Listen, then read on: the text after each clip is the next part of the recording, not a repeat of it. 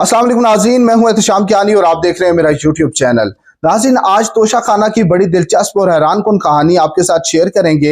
ये बताएंगे कि किस तरह असल मुजरमों को छूट मिल गई जबकि इमरान खान और बुशरा बीबी को इस केस में सजा सुना दी गई।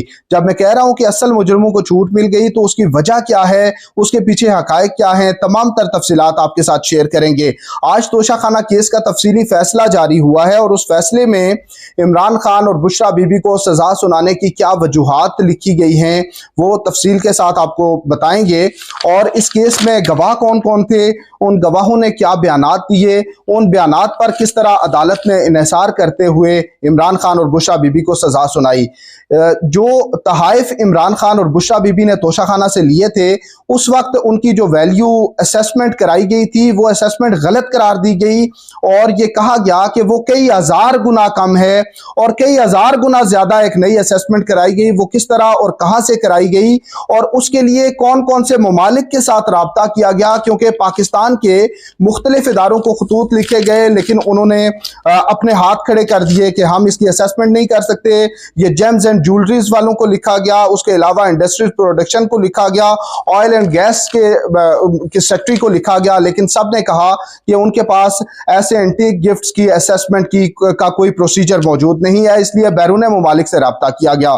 तो तमाम तर तफसीलात जो हैं वो आपके साथ शेयर करेंगे। नाज़रीन, आपने अगर हमारा यूट्यूब चैनल सब्सक्राइब नहीं किया तो वो भी सब्सक्राइब करें। अब मुद्दे की तरफ आते हैं कि ये जो तहाइफ थे इसमें ग्राफ ज्वेलरी सेट, हार, अंगूठी, ब्रेसलेट और ईयररिंग्स शामिल थे। ये जरा तफसीली है इसलिए जल्दी जल्दी मैं आपको बताता जा रहा हूं। केस ये बनाया प्रोसिक्यूशन ने कि इमरान खान और बुशरा बीबी को जो ये तहाइफ मिले इनकी असेसमेंट दुरुस्त नहीं कराई गई और 1,90,00,000 रुपए की ये तमाम चीजों की असेसमेंट कराई गई, जबकि इसका 50% यानी 90 लाख रुपए देकर वो ये तहाइफ लेकर चले गए। और दूसरा इल्जाम ये भी था कि ये तहाइफ तोशा खाना में जमा ही नहीं हुए, जबकि इमरान खान ने अपने पास ये तहाइफ रखे और इनकी असेसमेंट करा के 50% डी वैल्यू करा के 50% उसकी जमा करा के वो तहाइफ कर ले गए।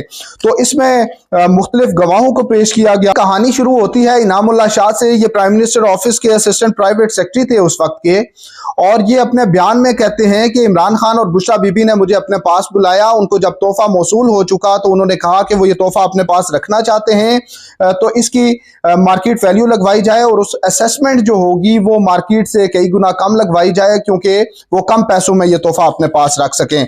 तो इनामुल्लाह शाह कहते हैं कि वो इस तोहफे की कीमत लगवाने के लिए प्राइवेट कीमत का तयन करने वाले एक शोएब अब्बासी हैं जिनका तोशा खाना विंग कैबिनेट डिवीजन के साथ डायरेक्ट ताल्लुक है। उनके लिए असेसमेंट्स ये करते हैं, तो ये उनके पास चले गए और शोएब अब्बासी अपने बयान में कहते हैं, शोएब अब्बासी बाद में वादा माफ गवाह बन चुके हैं। उन्होंने ये अपने बयान में कहा है कि जब इनामुल्लाह शाह मेरे पास आया तो उसने मुझे प्राइम मिनिस्टर और उनकी एहलिया की ख्वाहिश का से मुताल्लिक भी बताया कि वो कहते हैं कि इसकी कीमत बहुत कम लगानी है और उन्हें ये खौफ पैदा हो गया शोएब अब्बासी को, वो डर गए और उन्होंने इसकी कीमत कम लगवा दी। प्रोसिक्यूशन के गवाह हैं बिन यामीन जो कि तोशा खाना के सेक्शन अफसर हैं, जिन्होंने बताया कि तोशा खाना में ये गिफ्ट जो हैं ये जमा कराए ही नहीं गए। प्रोसिक्यूशन की छठी गवाह राबिया समद हैं, ये कस्टम ऑफिसर हैं और इन्होंने बाद में असेसमेंट करनी थी, इनका क्या रोल है वो भी बताएंगे। अजीम मंजूर हैं, ये प्रिंसिपल अप्राइजिंग ऑफिसर हैं कस्टम्स के, इनका रोल जो है उससे मुतालिक भी आपको बताते हैं। राबिया समद जो कि कस्टम ऑफिसर हैं और इन्होंने उस तोहफे की वैल्यू की असेसमेंट करनी थी, ये कहती हैं कि जब तोशा खाना से उनके पास रिपोर्ट आ गई कि प्राइवेट अप्राइजर जो है उसने ये कीमत लगाई है, तो इन्होंने भी उसी पे रिलाई किया और खुद से देखा भी नहीं, उसकी असेसमेंट नहीं की।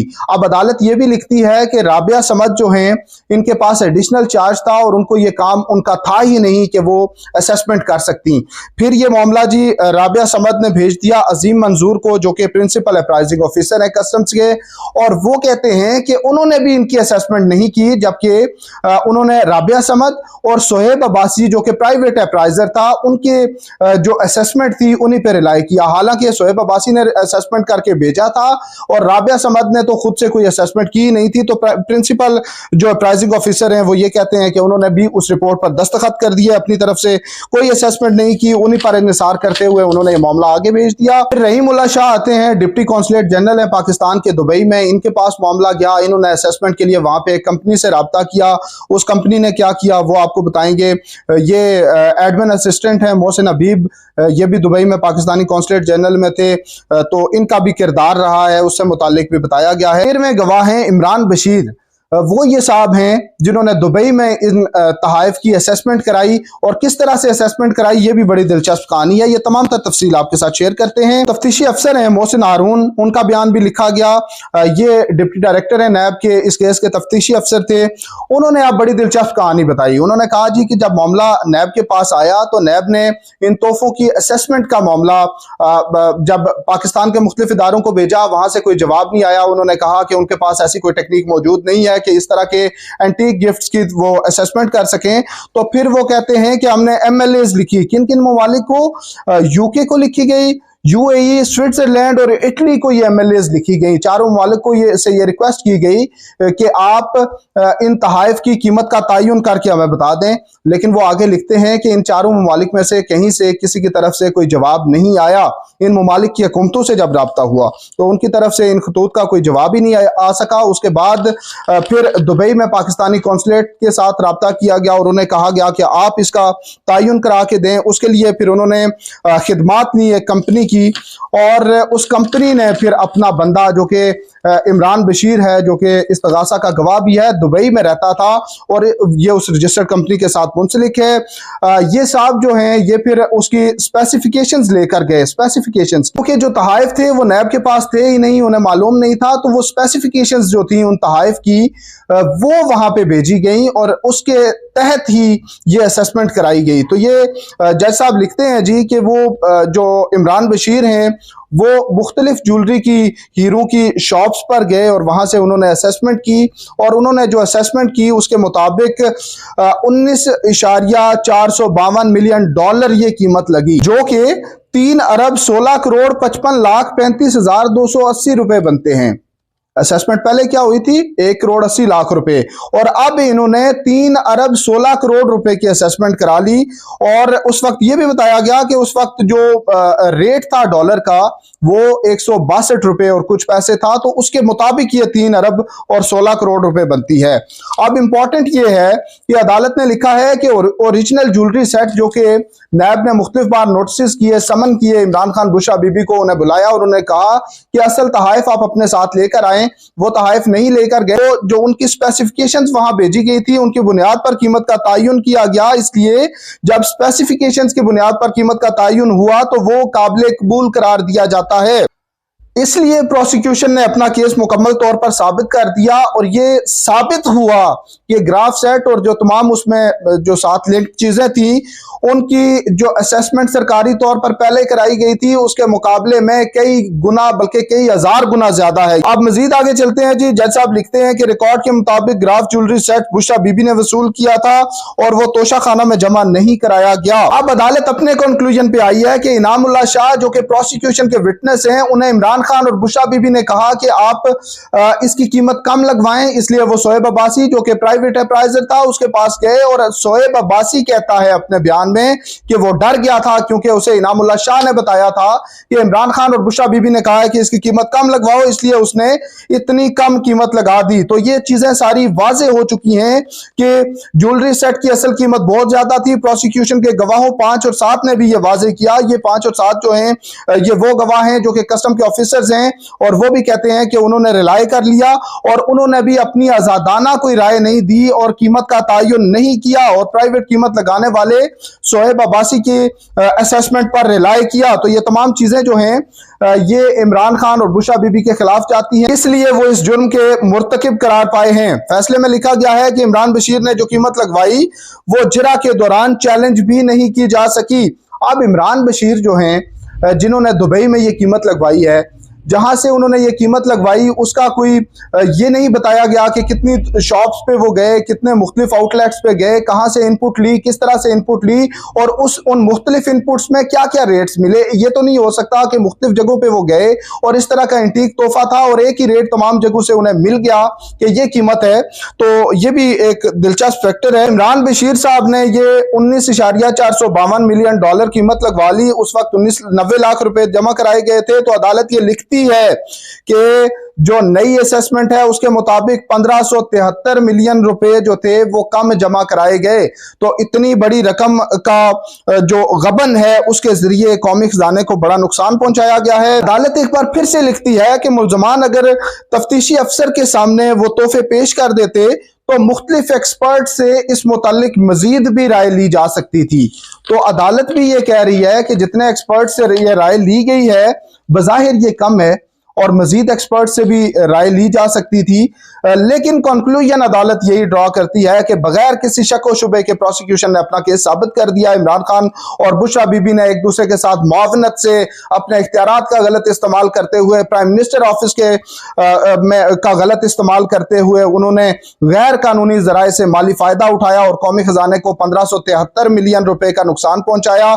इसलिए प्रोसिक्यूशन अपना केस साबित कर चुकी है। दोनों को 14-14 साल कैद की सजा सुनाई जाती है और दोनों 787 मिलियन रुपए अलग अलग से जुर्माना भी उन पर आयद किया गया है कि वो जुर्माना भी जमा करा दें। तो नाजरीन कंक्लूड इस पे करते हैं कि एक शख्स कीमत लगवाने गया, जिसने कीमत लगाई और उसने अगर कम कीमत लगाई तो पहला मुल्जिम वो बनता है या जिसके लिए कीमत लगाई गई वो मुल्जिम बनता है। दूसरा रोल इनामुल्लाह शाह का आता है जो कि असिस्टेंट प्राइवेट सेक्रेटरी था प्राइम मिनिस्टर ऑफिस का। अब अगर आप असिस्टेंट प्राइवेट सेक्रेटरी हैं तो आपने अपने प्राइम मिनिस्टर ने जो बात कह दी आपने वही जाकर दूसरों को धमकियां भी देनी है। अगर उसने धमकी दी है प्राइम मिनिस्टर का कह कर भी तो उसको मुल्जिम भी नहीं बनाया गया, उसको मुल्जिम बनाया जाना चाहिए था। जो शोएब अब्बासी हैं जिन्होंने कीमत लगाकर असेसमेंट करके ये मामला सारा आगे तोशा खाना और कैबिनेट डिवीजन को भेजा, उनको भी मुल्जिम नहीं बनाया गया, अप्रूवर बना दिया गया। बल्कि फैसले में ये लिखा गया है कि उन्हें चेयरमैन नैब के सामने पेश किया गया और उन्होंने कहा कि उनसे बड़ी गलती हो गई है, उन्हें माफी दे दी जाए। तो चेयरमैन नैब ने उन्हें माफ किया। इसकी बुनियाद पे वो इमरान खान और बुशरा बीबी के खिलाफ गवाह बन गए। तो इस पे इस्लामाबाद हाई कोर्ट में जब अतर मिनल्ला साहब चीफ जस्टिस थे तो उनके खिलाफ उनके पास एहसन इकबाल और मिफ्ता इस्माइल के केसेस आए। तो एहसन इकबाल के खिलाफ जो वादा माफ गवाह बना था वो उनके खिलाफ उनके साथ ब्यूरोक्रेट था और ब्यूरोक्रेट की नहीं ये सारा काम करना होता है जो पब्लिक ऑफिस होल्डर होता है। अदालत ने ये डिटरमिन किया है कि पब्लिक ऑफिस होल्डर कैसे ज्यादा गुनाहगार साबित हो गया और जो ब्यूरोक्रेट है उसने एक बयान दिया और उसने अपनी जान छुड़वा ली। तो यहां भी सिलसिला कुछ ऐसा ही है कि जो लोग जिन्होंने अपना किरदार अदा नहीं किया, जो उनका रोल था, जो उनकी ड्यूटी थी वो अदा नहीं की और आखिर में उन्होंने कहा जी कि हमने तो ये गलती कर दी, हमें माफ कर दें, हम गवाही दे देते हैं इमरान खान और बुशरा बीबी के खिलाफ। कस्टम के ऑफिसर्स जिनके नाम लिखे गए हैं, प्रिंसिपल अप्राइजिंग ऑफिसर हैं, अप्राइजिंग ऑफिसर हैं, तो इन लोगों ने ये कहा है कि हमने असेसमेंट की ही नहीं, हमारे पास असेसमेंट के लिए मामला आया था। तो जब उन्होंने असेसमेंट ही नहीं की तो वो नहीं मुल्जिम बनते, उनको मुल्जिम बनाया जाना चाहिए था। जो प्राइवेट शख्स है जिसका लिंक है जो कैबिनेट डिवीजन के लिए ये असेसमेंट तोशा खाना के लिए करता है उसको भी मुल्जिम बनाया जाना चाहिए था। उसके बाद कैबिनेट डिवीजन में ये मामला गया, उनमें से किसी एक को भी मुल्जिम नहीं बनाया गया। लेकिन जिन्होंने जो एंड यूजर हैं जिनके पास ये तहाइफ आए हैं उनको मुल्जिम बनाया गया और उनको सजा भी सुना दी गई और इन तमाम लोगों के बयानात पर रिलाई करते हुए ये सजा सुनाई गई है। जो दुबई से असेसमेंट हुई उस असेसमेंट का कोई कॉन्क्रीट कुछ चीजें भी इस हवाले से सामने नहीं आ सकी। एक इंडिविजुअल की राय पे रिलाई कर लिया गया। 342 के बयानात भी कलमबंद नहीं किए गए। अदालत ने यह लिखा है कि इमरान खान विलिंग ही नहीं थे, वो बयान देना ही नहीं चाहते थे, इसलिए उनका 342 का बयान कलमबंद नहीं किया गया।